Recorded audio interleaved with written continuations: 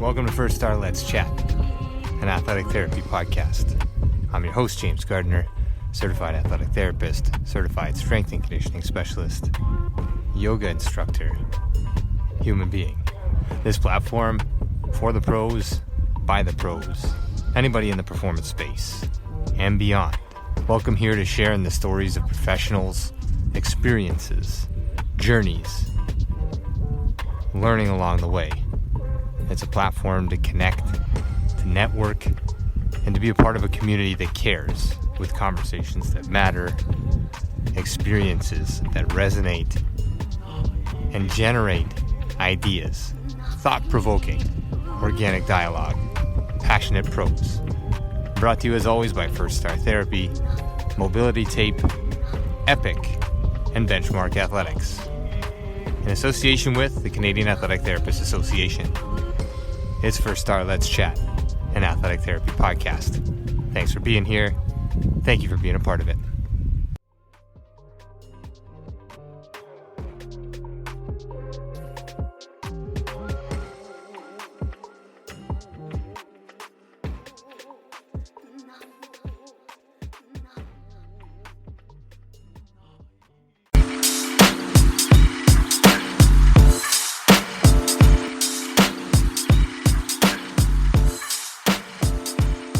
Welcome to First Star Let's Chat, an athletic therapy roundtable brought to you by First Star Therapy.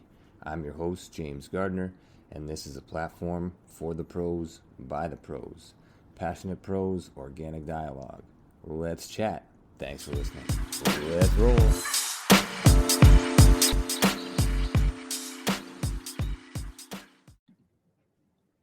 All right. Welcome to First Star Let's Chat, session 53 with Anthony Moore. Before we get to his bio, we'll just welcome everybody. Thank you for being here. Merry Christmas, happy holidays. We're in the back end of 2020 here. Our last guest and certainly not least. So last but not least, Anthony Moore is here. He's with the Leeds Rhinos. I'll get to his bio shortly. Let's just go through the ground rules here. As always, brought to you by First Star Therapy and our primary sponsor, Mobility Tape, the only heat-activated kinesiology tape on the market. Encourage you, try that out if you're a practitioner, if you're a lifter, if you're a coach, if you're an athlete, if you're anybody who has aches and pains, wants a little topical relief with some kinesiology tape, a great product. Happy to answer any questions. They are at MT Mobility Tape on Instagram, and we are at firststar.therapy on Instagram as well. Check us out. So Anthony Moore is here. If you have any questions, please save them to the end of the chat, and I'll be happy to filter those over to Anthony as we go along. If anything pops up, you can type that in the chat box, and we can filter it over as well as we move along. Again, it's session 53 of First Star Let's Chat, and away we go. Heavily involved in sport from a young age, Anthony has embarked on a lifelong journey dedicated to human performance. For some context, Anthony and I met during our time at York University, where he held a work-study position in the varsity gym while he completed his kinesiology degree. Some overlapping guests in the past, some time together with Adam Douglas downstairs, with Scott Livingston, some of the previous guests on here you follow and have befriended and are colleagues with as well. So amazing to have you on. Passionate about reaching human potential, Anthony pursued a master's in sports science down under in the Gold Coast. He completed his internship in New Zealand with the Gallagher Chiefs for the 2018 season, then faced the decision to return home or stay in New Zealand to continue further education. He chose to return home, joining the high-performance team at Humber College, where he built a strong working relationship with the athletic therapy department and together supported men's and women's basketball, cross-country, and men's rugby. He is the 2019 Ontario weightlifting champion in the 73-kilo weight class. Anthony's a focused athlete himself, leads by example, and is someone who strives every day to realize potential. Anthony is now completing a PhD in sport and exercise physiology, embedded within the Leeds Rhinos rugby club located in West Yorkshire in the north of England. Anthony, really appreciate you being on here, man. Great to see your face again. And I'll let you say hello and we'll jump into this thing. Yeah, thanks for having me. Like you said, we've had some similar contacts, and it's just cool the way the world works, and we end up connecting, reconnecting, and it's a small world in that sense. But yeah, really looking forward to kind of sharing my experiences so far, and hopefully it'll resonate with a couple of the listeners. Absolutely, man. And you and I had a chance to catch up sort of briefly back. I don't even know how long ago it was. It could have been yesterday. It could have been 2 months ago. This whole thing seems to blur together, but really cool to catch up with you and figure out and find out where you're at these days. And we'll get to that certainly. But how are things over there? You're staying healthy, obviously, and doing your thing. How has the pandemic sort of been in this last little while? We get waves of stories from what's going on in the UK and things like that over here in Canada. But you stayed there for the holidays, right? Yeah. Yeah, Yeah. So it's been it mirrored what was going on back home in Toronto, pretty similar in terms of like lockdown measures and that. I went back home in July for the month because we were in lockdown and I wasn't able to coach or do much. So I was able to just do my PhD work from home, which was really good. And then I've just been back ever since, and we've been able to do some coaching because we've been getting tested weekly and things like that. So just good to get on the gym floor again in front of some athletes and things like that. Honestly, COVID, the biggest thing, like I've always been lifting and training. And when we were in that first lockdown and had there was like 12 weeks where I did not touch a barbell, and I didn't I would go outside and I'd be doing running drills and movement and keep moving just because it's part of my lifestyle and I just do it out of nature. But I think just not being able to train to the intensity that I'm used to, and it just I just didn't feel like myself, and I didn't think I would react that way. But ever since then, I've been really fortunate and really appreciative of having gym access and having access to a barbell and being able to train. So other than that, everything's been going okay. Yeah.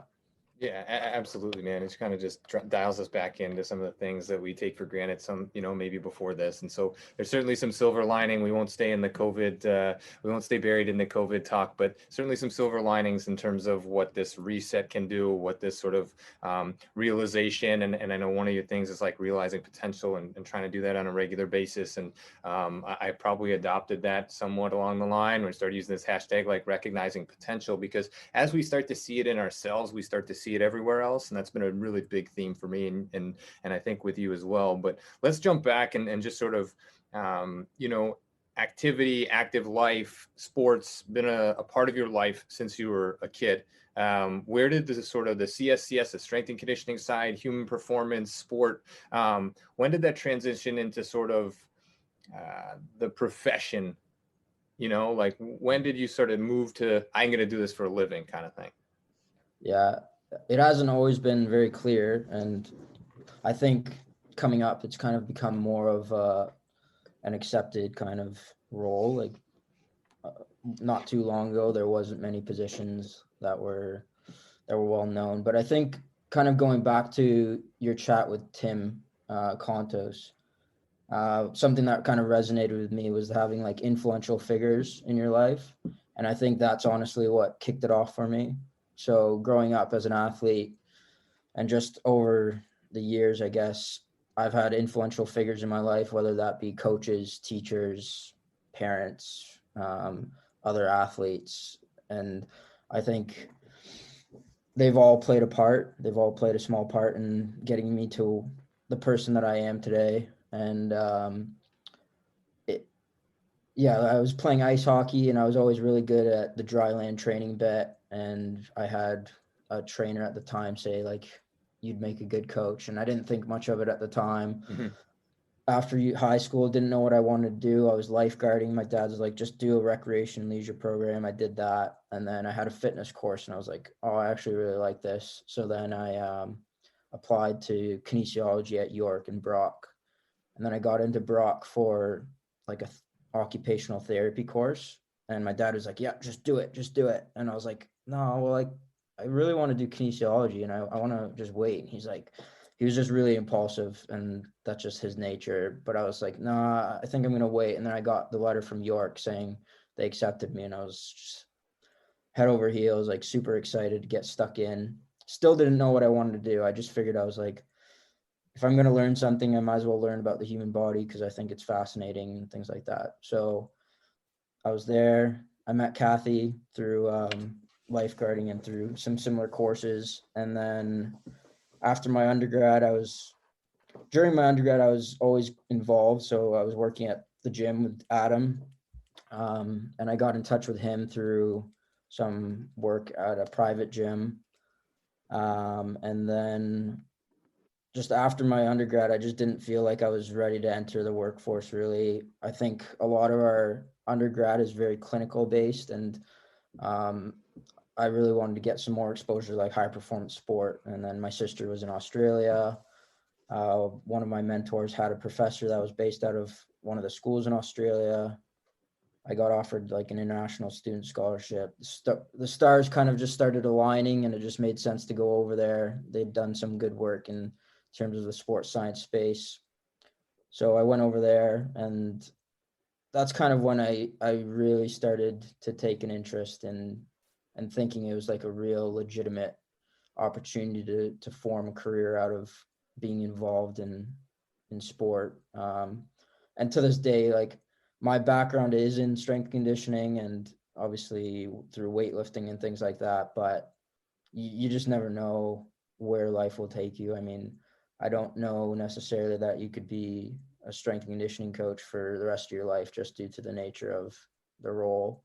But just within that realm of high performance sport and kind of pushing the envelope of human performance, I think is fascinating. So something in that realm. Yeah, no, and what a cool story. Like so many things that you've already touched on, like let's jump back and like waiting on that, waiting on that entrance to York for kin, and then you get into kinesiology and you take pride, you take passion in your own body, and now you get to learn about the human body in sort of a general sense. I think this is one of the things that drives a lot of people in the human performance space and on the therapeutic side as well as the strength side is you now have this second language, regardless of the literal language that you speak, but you have another language that you can speak with every other human being you come in contact with, right? You understand how they're moving, why they're moving a certain way, what you can do to help them enhance their life, or what they can do to move better or move more weight or whatever the case may be. And so I think providing that, it becomes a much broader scope. And then along the same path, or maybe a different path, you get to travel out of it too. You finish this and then you move and you go see the world. And so maybe we'll talk down the road here in a minute or seven about how like that travel has impacted your role and how your role has impacted sort of seeing the world. Because I think those are some cool overlaps that not a lot of people have exposure to. And there are quite a few fairly new therapists or student therapists on here, young strength coaches, some that have been down the road and are now doing something new, whatever the case might be. And I think your experience goes a long way in helping helping me certainly, and then therefore helping others sort of see the whole performance space in maybe a different light and from different parts of the world. So you talked about mentors along the way. You talked about a little bit of time at York, and that's where we had our overlap. You did some school. You went back to Humber and worked at Humber with some of those specific teams, but you brought it up the first time we talked, the last time we talked, the overlap with Mel and Jen and the athletic therapy clinic there. What sort of role did that play in shaping your mindset, or did it, or you're like, oh, I just want to stay out of the therapy clinic altogether? That intersection between athletic therapy and strength and conditioning with your time at Humber, and then has that continued on, or is that something you're striving to get back to?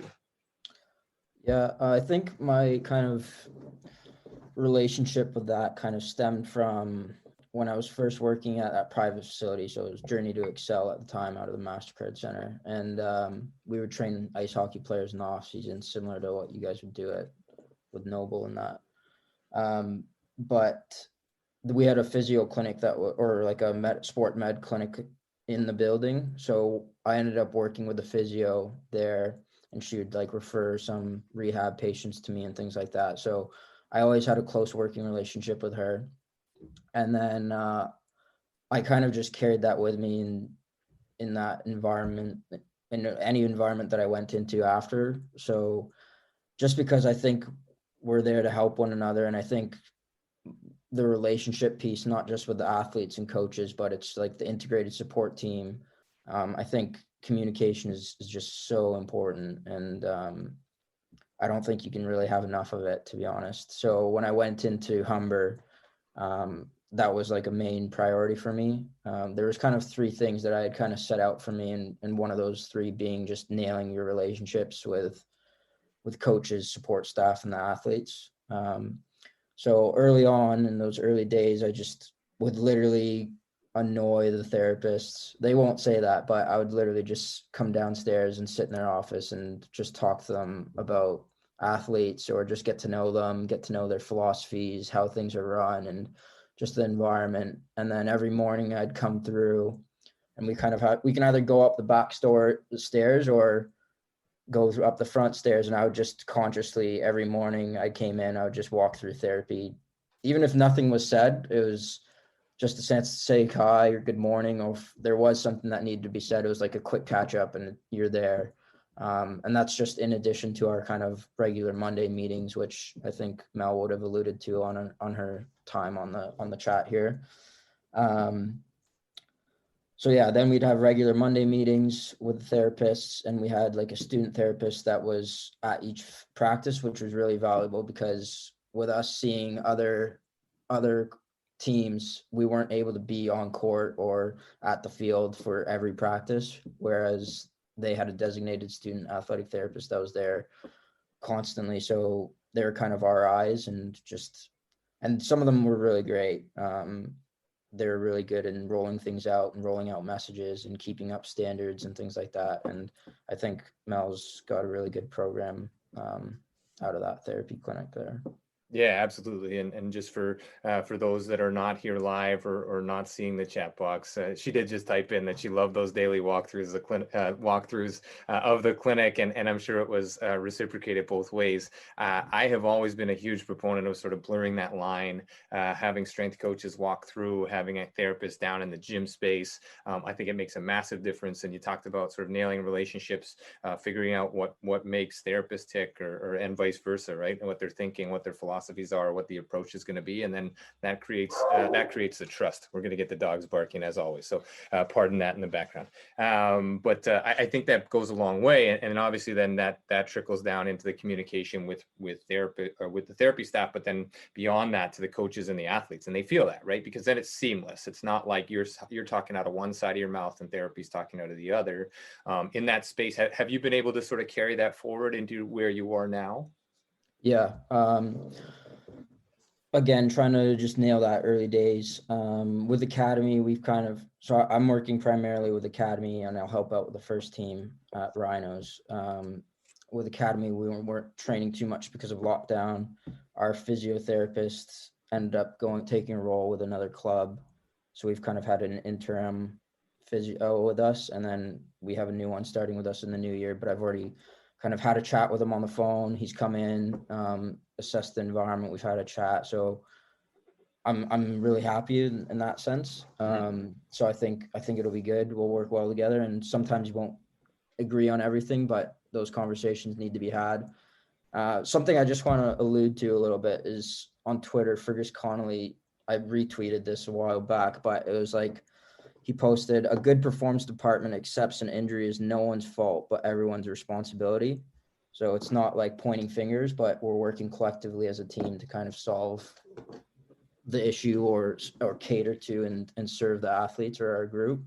So I think that kind of summarizes it quite well. Yeah, no, with a great quote, and it ties in really nicely. I actually just rearranged my bookshelf yesterday, and so it's funny you bring him up. I got the game changer. I have this textbook, and I haven't opened. I've had it for better part of 2 months, and it's just been sitting waiting to be opened. And so now that I think this is just cosmic timing again. I'll break that thing open here this afternoon and sit down with I don't know, a 6th cup of coffee and see where it goes. But absolutely, and I do think it is. I think when we start pointing fingers in the space or trying to figure out who's wrong instead of what we can do to make it better, we get into a slippery slope. And again, the trickle down is felt. Athletes feel that, coaches feel that, and then ultimately outcomes feel that. And so when we're all rowing in the same direction, even if we disagree, we can keep the boat moving and we can do all the cliche things. But in honesty, is trying to make that our responsibility to make things better.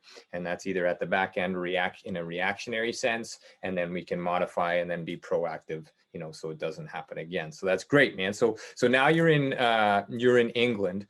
You don't get home for the holiday season because of COVID, and I'd imagine, like, even if it wasn't COVID, you'd probably be in a high training period anyway. But how have those considerations in your profession and your education, how have you navigated that, right? Like, you moved away to do your education. You're now in a role where you're doing more education and have a role with a great club and an academy there in Leeds.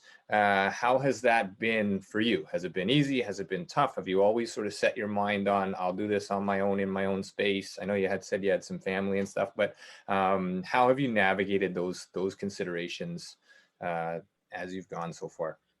Yeah. It's cool to reflect on, really. And I have reflected on it quite a bit over time. And I think initially what drove me to kind of go to Australia was I wasn't ready out of university, in my own mind and just where I was at. And I figured, like I said, things were kind of aligning, which kind of drew me towards it. But one of the drivers was trying to separate myself from the rest of the pack, kind of thing. So just doing that out of nature, like, I didn't really feel it was a huge burden. I was just like, no, I was just excited. Like, this is what I've got to do. This is a huge opportunity. Not everybody has this opportunity. So I just kind of went with it and tried to make the most of it.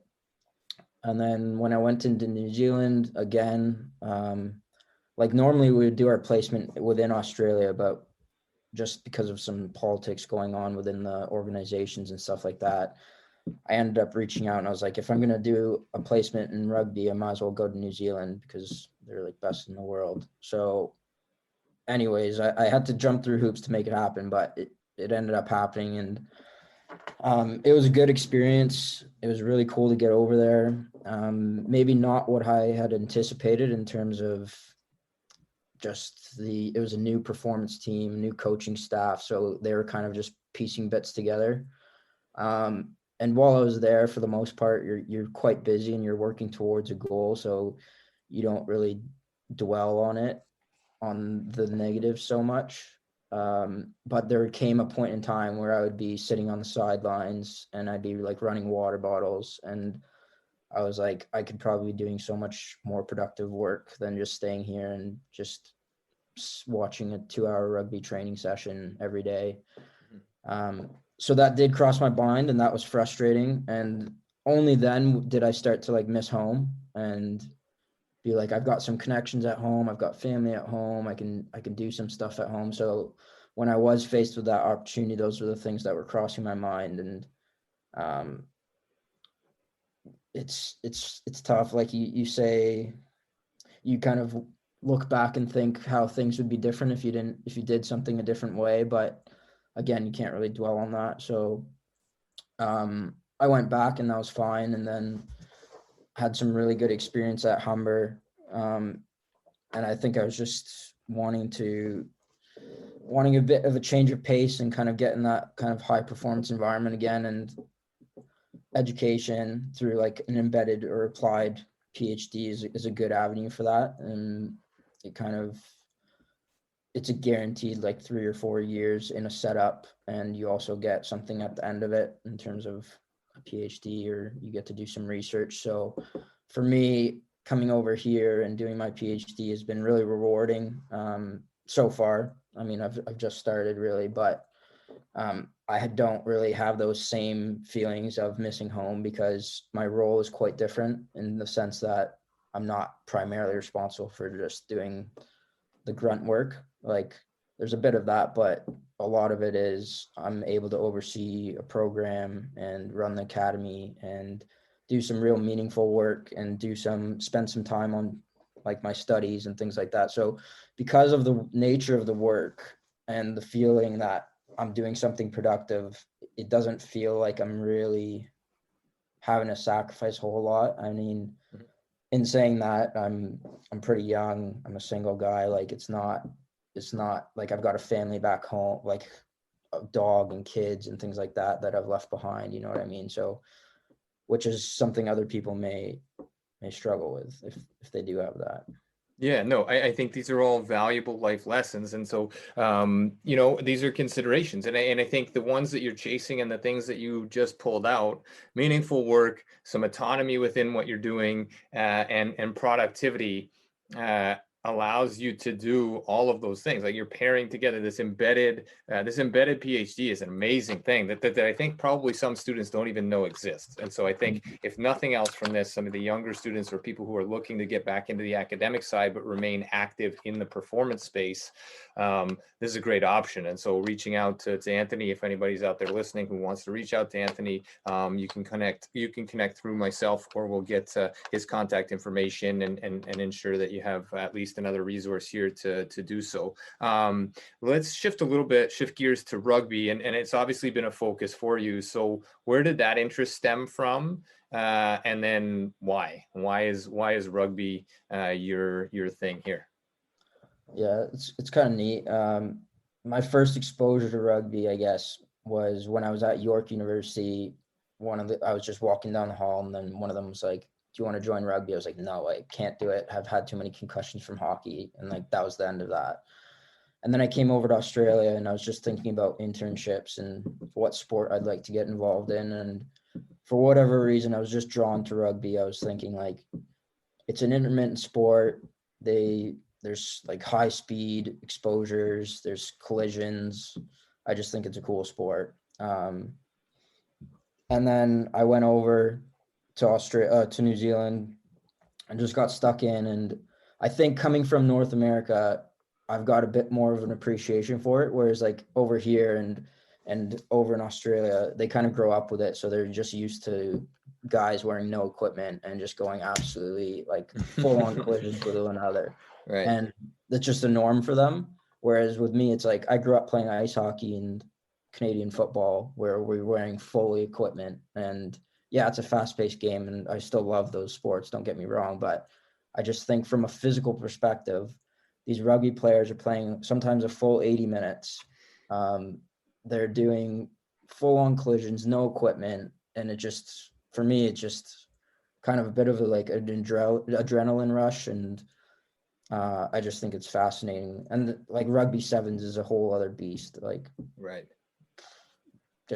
I just think it's a cool sport. So that's kind of what kicked it off for me. Yeah, and what a cool way to sort of stay engaged and learn it. I'm sure you're learning tons about it, different cultures, different support networks within that sport and everything that comes along with the sporting space. One thing that I always found interesting with rugby too was just what you talked about is like here we have cantilevered pads and this massive protection and then this giant thing that goes over our head and then we can use it as a weapon or not. You're not supposed to, but it still gets used that way. There was like, I don't know, I think it was Don Cherry on one of those hockey night in Canada. It was like way back in the day. And he took out an elbow pad and like slammed it on the desk. And he's like, look at this thing. Like, of course there's concussions in hockey. Of course people are getting hurt because you don't feel anything when you deliver the hit. And so I think there's this also, maybe this unspoken, you can probably speak to it better than I can, but this undertone of respecting everybody else's body because you feel it when you lay a hit in rugby, right? Like I feel it on my body if I make contact with somebody else's body. And so there is this sort of, this sort of humane element to the sport as much as it's a barbaric sort of like, no equipment, no helmets, just kind of bashing each other around. Is that fair to say in your experience? Or is it kind of like, well, no, I'm going to try and just like take every opportunity to not respect my opponent's body? I think they grew up with it, so they're kind of used to exposure of like the collisions, so they kind of adapt to it, that soft tissue kind of trauma. Yeah. But I think I was talking to somebody recently actually, and I think it's just the way in which they're taught how to make contact. Like they're not taught to make contact with the head or lead with the head. Right. Whereas in football, it's a little bit different. Like you kind of throw yourself at the other person. It's been a while since I played football, so I can't remember, but I always remembered like we had to go to one side. But yeah, I just think it's the way that they coach the collisions is probably a little bit different. Right.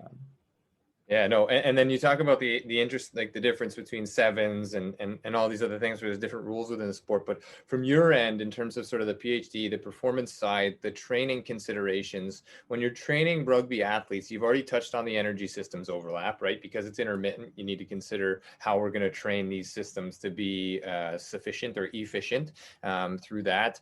You talked about speed and power and change of the direction that's relied upon. Is there a focus, if any, or a large focus on like the neck component of things in rugby in terms of strength? You do a strength focus with neck things, or just embed that in, or is that part of sort of tackling and collision?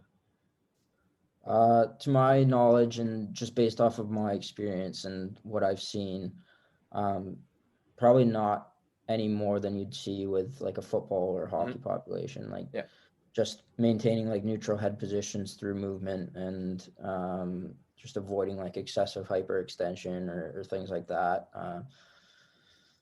There might be a bit of like contact prep where they do a little bit of that, which you'd probably see something similar in football.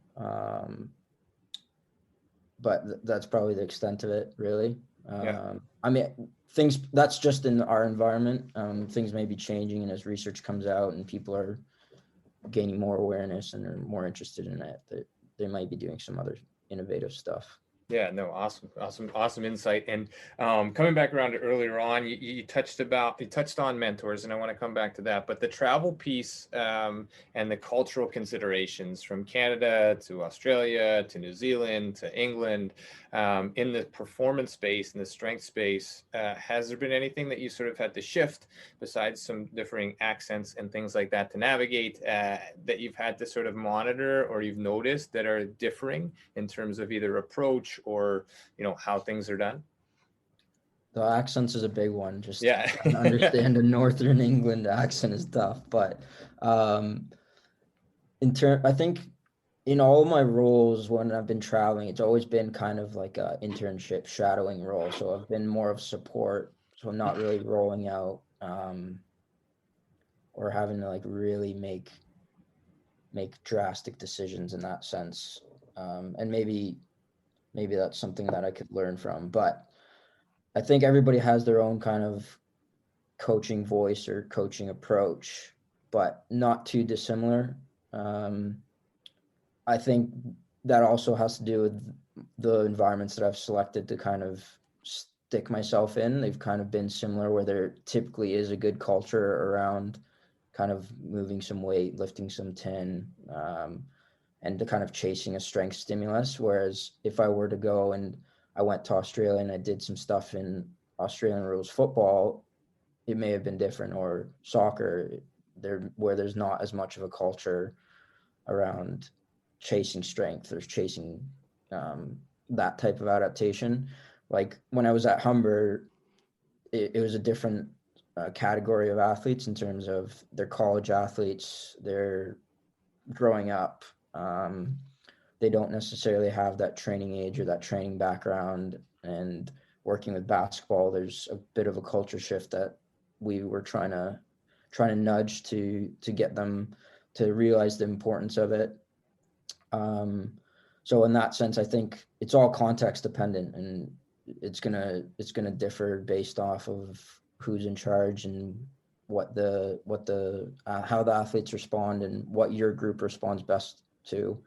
But I think at the end of the day, it's kind of just being really diligent about looking at the needs of your group, and like, for lack of a better term, it's like doing a needs analysis and just making the most informed decision around what's best.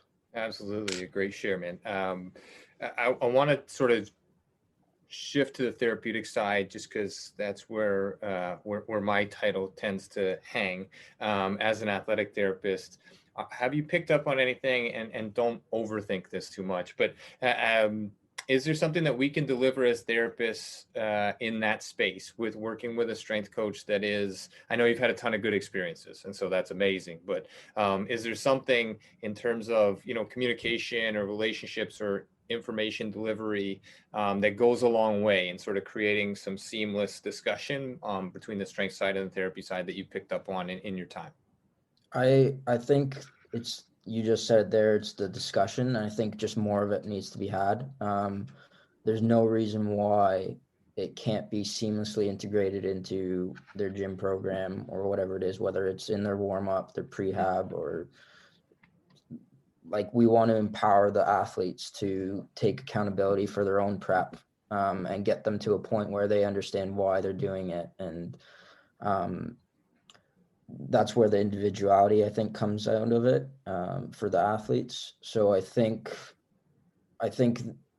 there's been a shift where we are kind of working together more and more, as opposed to kind of having that divide of kind of therapy doesn't want them to get injured and strength and conditioning wants them to just push numbers.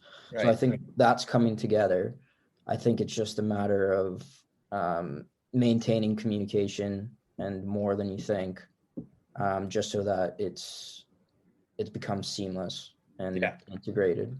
Yeah, and I think you touched on it even just before that question with the needs analysis and having sort of a combined look at things. We can step back and have a bird's eye view. You can step back and have a bird's eye view. We can flip roles. You go stand in the clinic for an hour. I'm going to go stand in the gym for an hour, just to get that feel and that sense. And then it comes down to sort of delivery. And so you just talked about empowering athletes with their prep and their warm up and their movement and all these other things. And I think those are key cogs in the wheel as well, where we start to shift maybe even some of the verbiage that we're using with athletes and create that as consistency, where we get away from, we've stopped using the term warm up because it's just like, it's very get your body warm and sweat, right? And we're moving a little bit more towards like, okay, movement prep or session preparation or whatever we're going to call, because even just saying that flips a bit of a switch mentally, that it's not just about getting warm. It's actually like, this is part of your practice, or this is part of game day, is to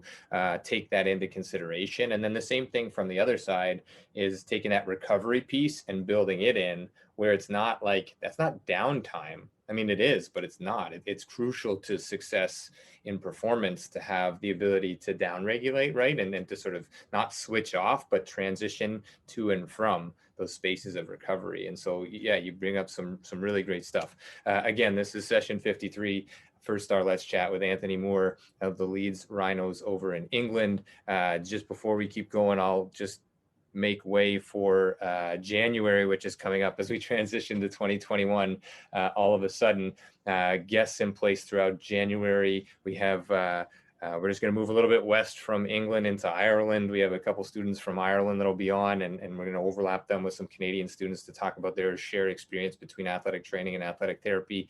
That'll be next Sunday, time dependent, based again on going overseas. The 10th of January is going to be Caden Johnson, who is dual professional athlete, a recent CFL draft, who's now moved into bobsleigh Canada as well. And then the 17th, the week of the 17th, working on a date with Reg Grant, athletic therapist who's down in New Jersey and has had a massive role in navigating some of the COVID stuff going on. And then the last Sunday in January will be Nikos Apostolopoulos, who has generated an interesting, if you haven't read any of his stuff, an interesting technique called micro stretching, and I can flip you some resources if you want. It's a pretty cool outlook on things. And then lastly, for January, as we move into 2021, and I have everybody's undivided attention here, we'll be releasing our previous seminar from October, mental health and addiction in sport. This will be publicly accessible through the YouTube channel.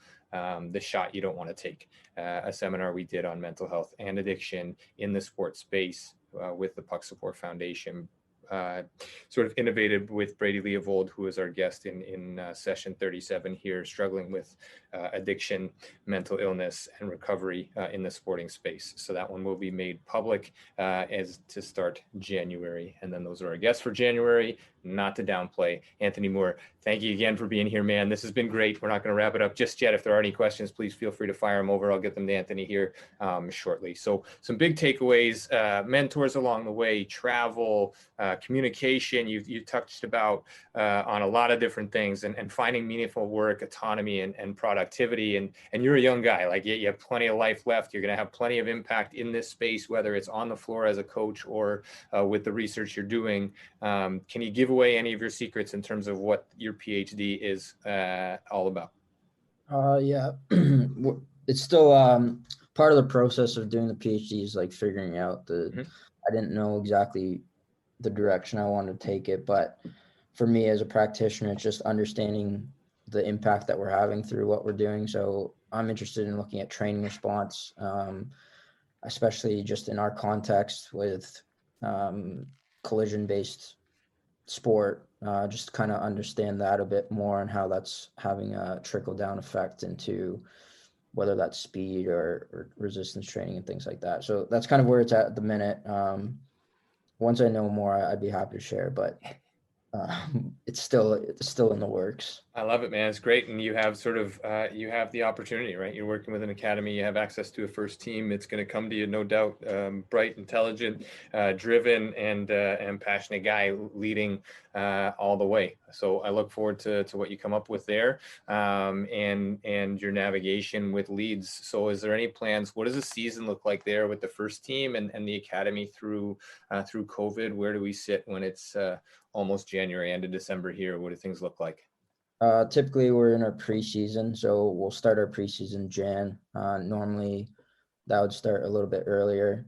And it's just the competition start date is just kind of up in the air at the minute. I think the first team is looking to start in March, and we don't have a confirmed date for the academy, which I'm not too upset about because we haven't really seen them for 7 months just over lockdown. So it gives us a good window to get some good development through them and just feel confident putting them into competition. So not really rushing that process, but we're kind of taking it as we can.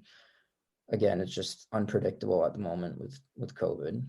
All right. You get any opportunities over there to compete or no with weightlifting, or do you have to come back home to do that?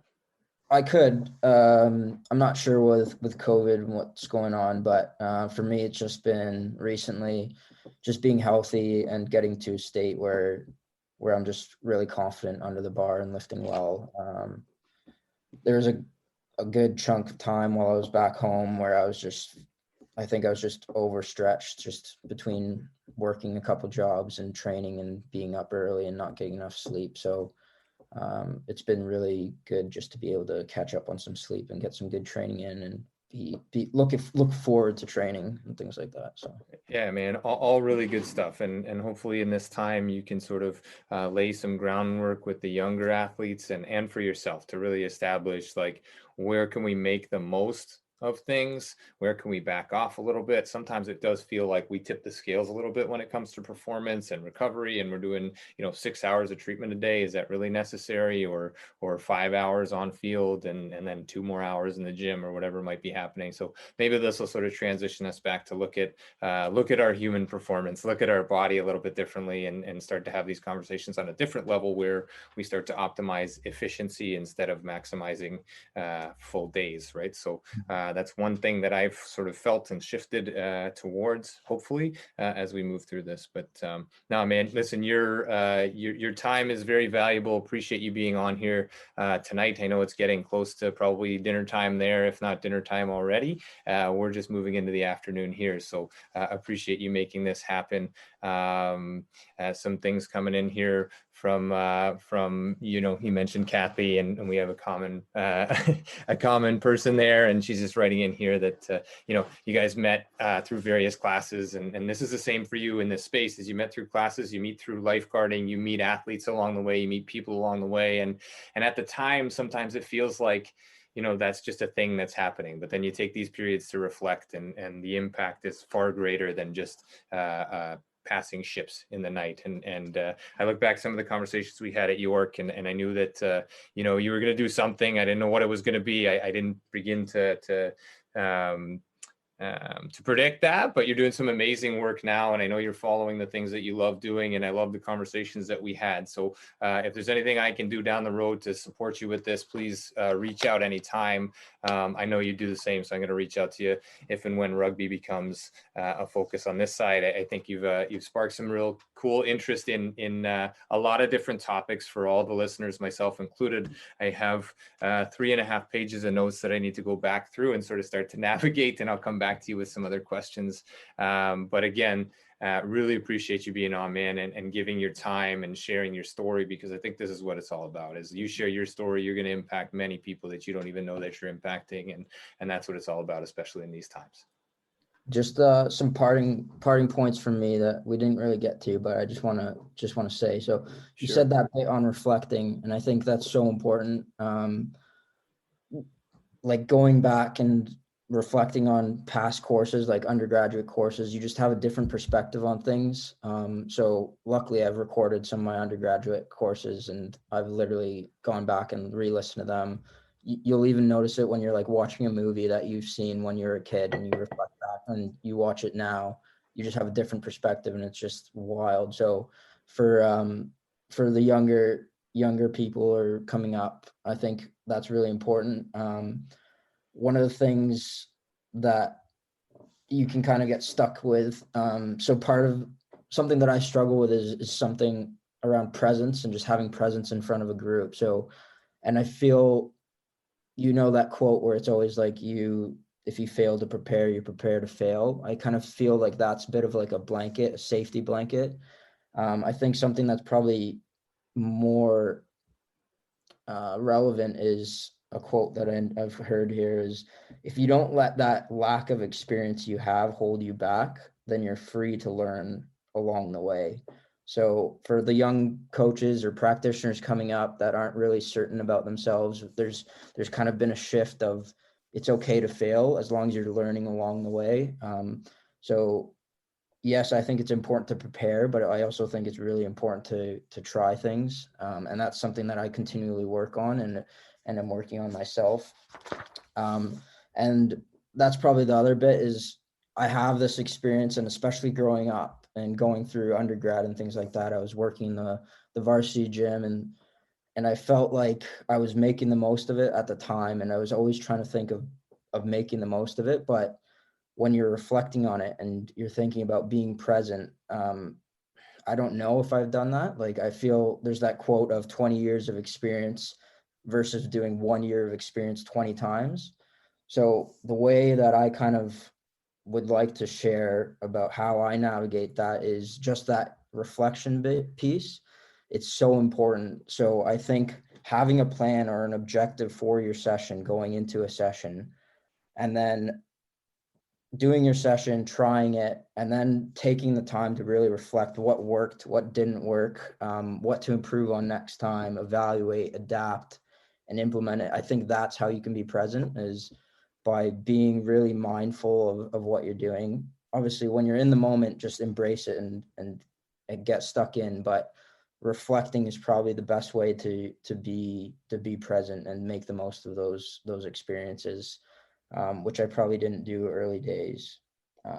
So I just wanted to say that, and end with that. Yeah. Yeah, no, those are amazing quotes, amazing points. And I think it was, I can't even remember where I just had this discussion. It's like, New Year's resolutions, that R word, I would love to shift that R word to reflection and just make it a constant, like, end of day reflection, reflect on 2020, refract, take the environment in, all these kinds of things. And instead of making resolutions to change, just be there and be present. I think you bring up so many good points with this. And as a young guy, the fact that you can grab all this stuff already, and be this introspective and reflective is going to make a difference. There's so many other people around you that feel this, that read this, that hear this. And I'm with you. Like, life is about the struggle. It's not about the success. And so whatever that struggle might be, whether that's failing a test, preparing for a test, like, you embed yourself in those moments and don't allow the whirlwind of, oh my gosh, I'm letting myself or somebody else down around me,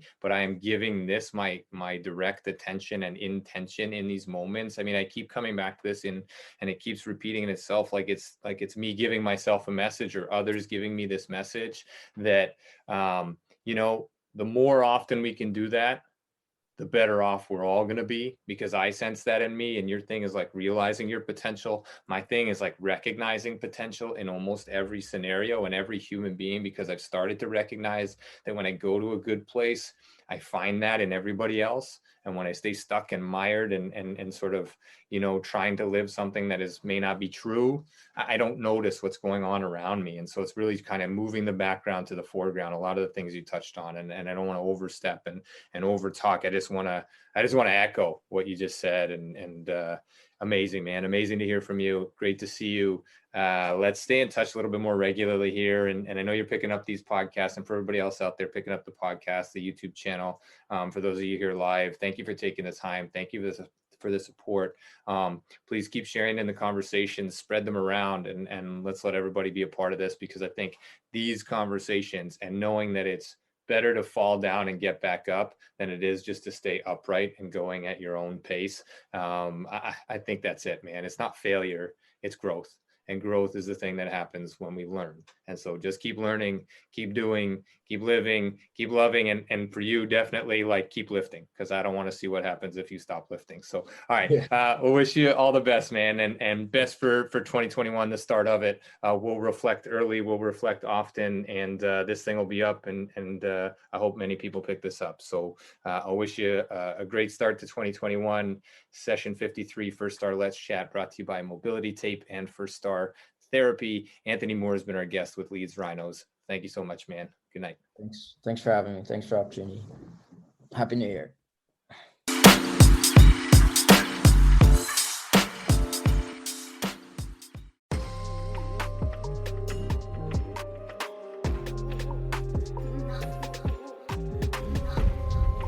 Thanks again for being here.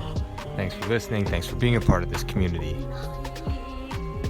Check us out online, firststartherapy.com. That's FIRSTAR therapy.com. Or email us with feedback, consult@firststartherapy.com, CONSULT@firststartherapy.com, on Instagram @firststar.therapy, and our podcast host @letschat.at. This is First Star Let's Chat, an athletic therapy podcast.